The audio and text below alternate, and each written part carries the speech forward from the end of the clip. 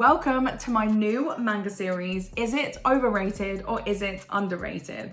Now, I usually do those videos where I have 3 to 8 romance manga recommendations and I let you know all my thoughts and vibes all in one video, but sometimes I have a little manga reading blip and I only read one manga, so I don't have much to share with you. So I thought this would be a fun way to let you know whether a manga lived up to my expectation and whether I believed it was overhyped or underhyped. And how I'm going to be doing these videos is I'll let you know the manga, the genre, the vibe and the plot.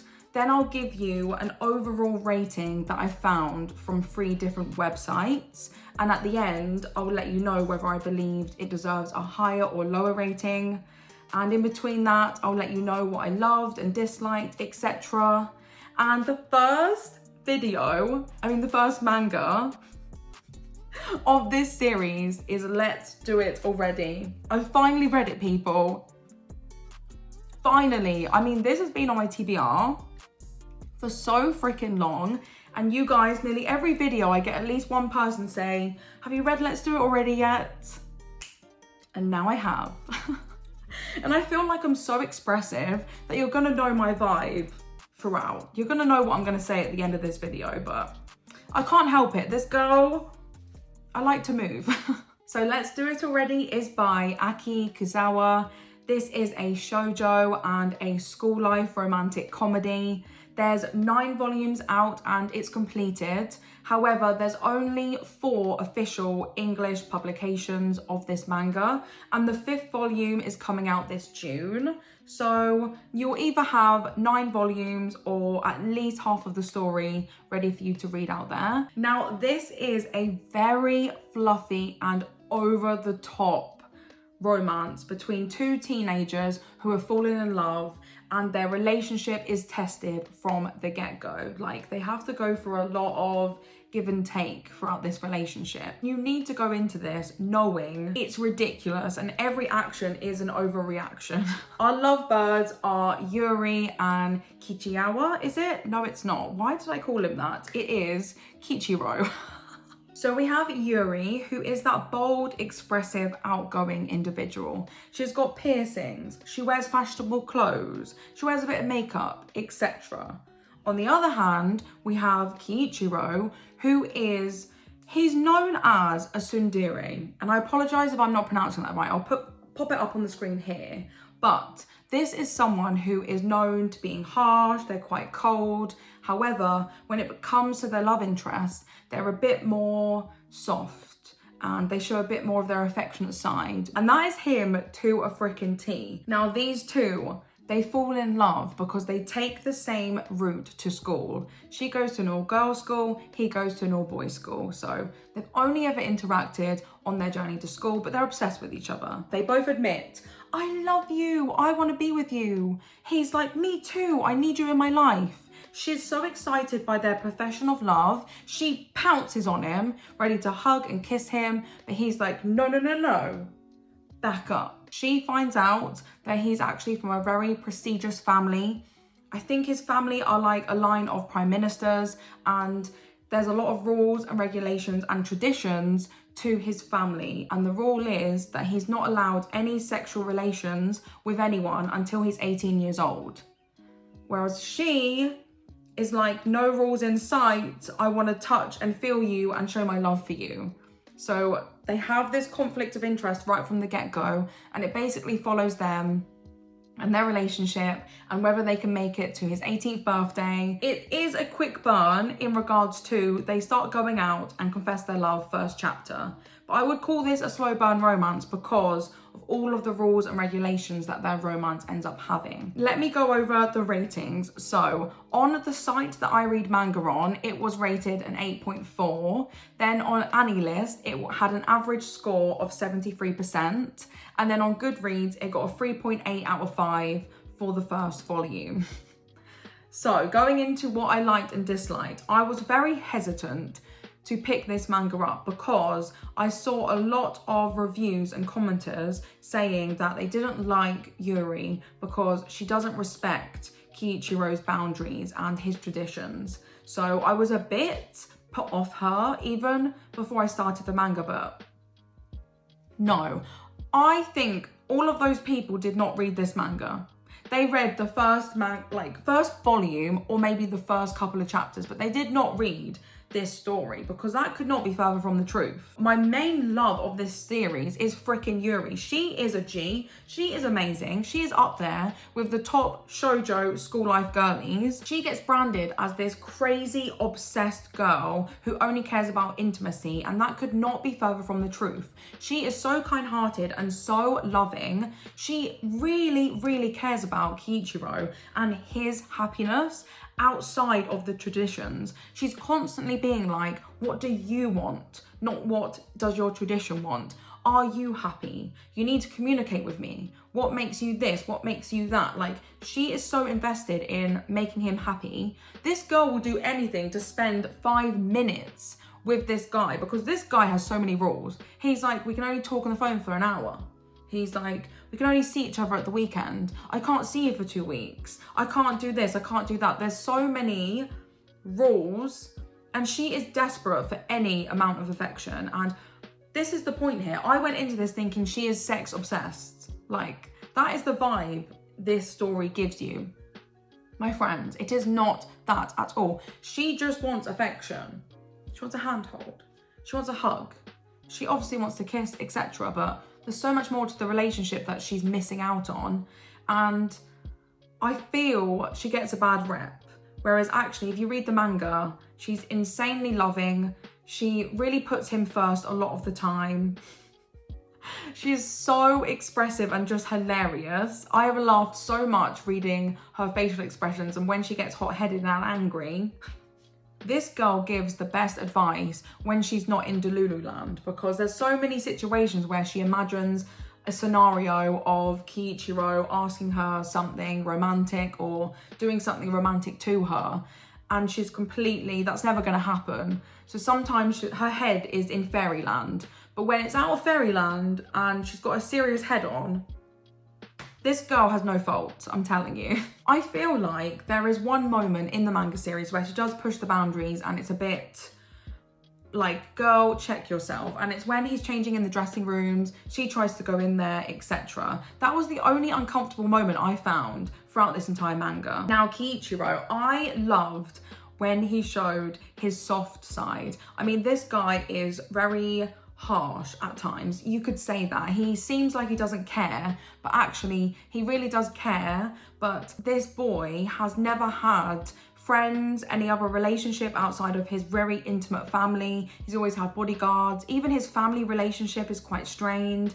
He's always had these rules and regulations. So for him, his life is purely that. So he's learning to be with someone else, to communicate with someone else, and to love someone.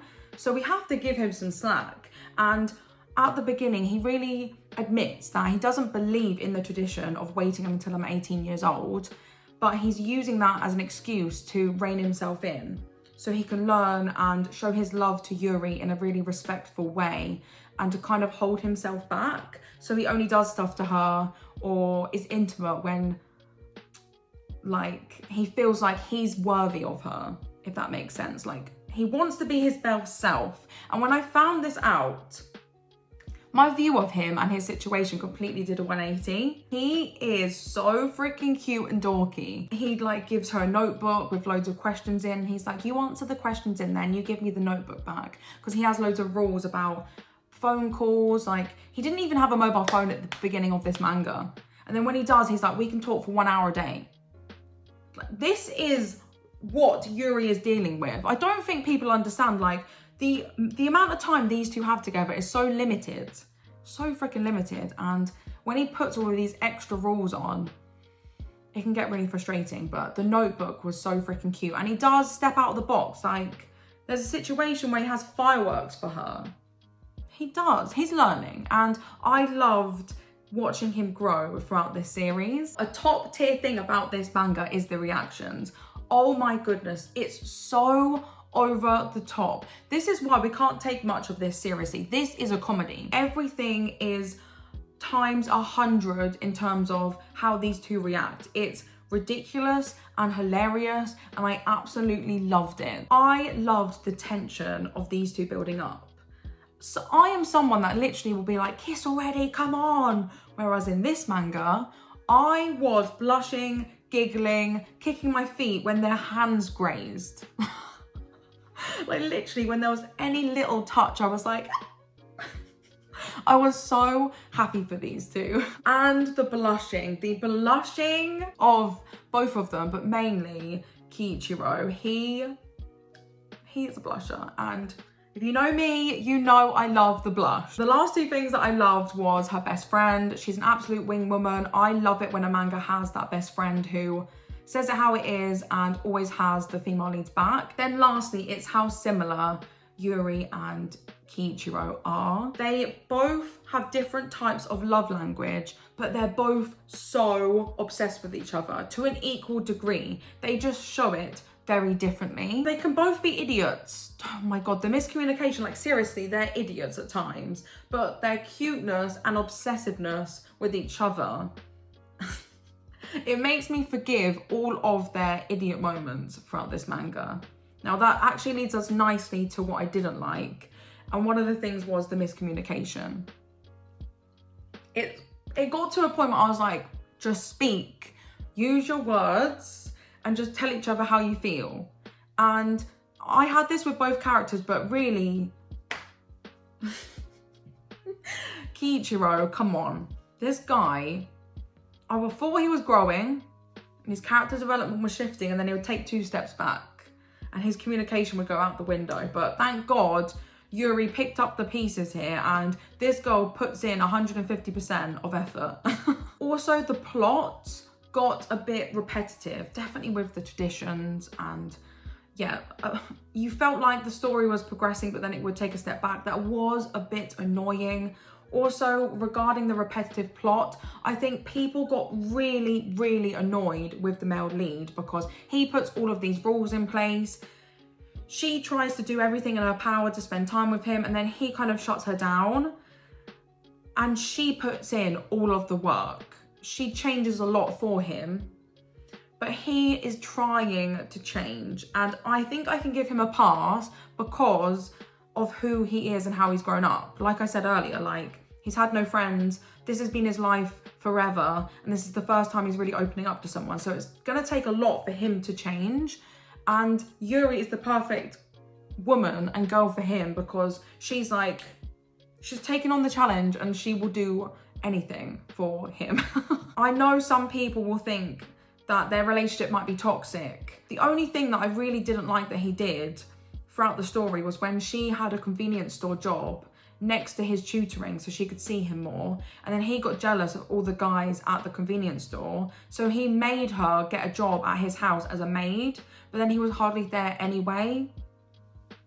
That was a bit annoying. And it leads lastly to my other mini dislike. It's the effort that Yuuri puts in proportion to Keiichiro. It's not equal, but all in all, they are perfect for each other. I'm not gonna lie. Now, to the main point of this video, was this overhyped or was it underhyped? I went into this and I really was like, meh, but reading it, man, this was so freaking good. And I believe it is slightly underhyped. Don't get me wrong, it wasn't a masterpiece, but I think it needs more hype, mainly for freaking Yuuri, but these two and this romance was so freaking fluffy and sweet, and I felt like it gets branded as a kind of like sexual comedy, you know, where she's going to be wanting intimacy all the time, etc.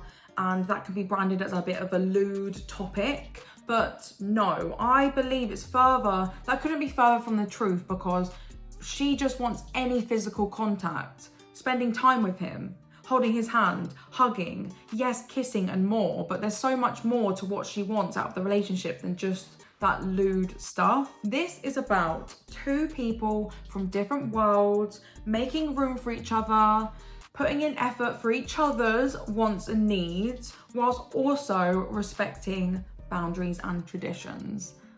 It was a chef's kiss, and the ending, that last volume was perfection. I loved the last chapter.